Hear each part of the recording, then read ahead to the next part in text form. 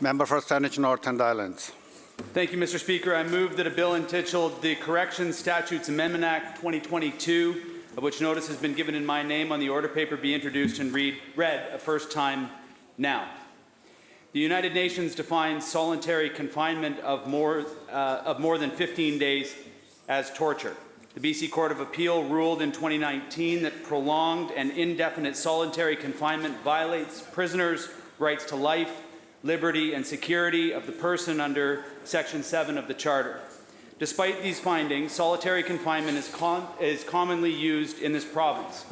On any given day, like today, there are 33 individuals in solitary who have been there for longer than 15 days, some longer than 60 days. Both adults and youth are subjected to this torture. Solitary confinement disproportionately impacts Indigenous people, in particular Indigenous women and girls. Close to a quarter of the people in solitary confinement in this province identify as Indigenous, despite making up only 6% of our province's population.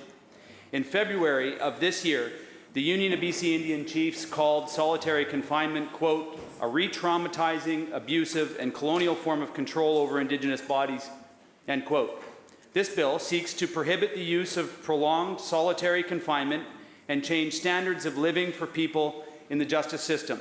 This bill prohibits a person from being held in solitary confinement if they are pregnant, at risk of self-harm or suicide, have a prescribed disability, or require medical observation.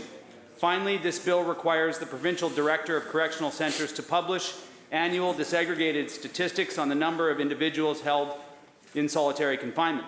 This bill follows the advocacy from the Union of BC Indian Chiefs, the BC Ombudsperson, the BC Representative of Children and Youth, and a decision from the BC Court of Appeal.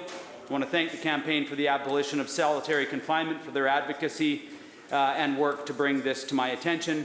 Thank you to the members of this chamber, and I hope that we have a chance to debate it. Members, the question is the first reading of the bill. All those in favour indicate aye. Aye. Opposed? Motion carried. Member. Mr. Speaker, I move that the bill be placed on the orders of the day for second reading at the next sitting of the House after today. Member, you heard the question. All those in favour indicate aye. Aye. Opposed? Motion carried.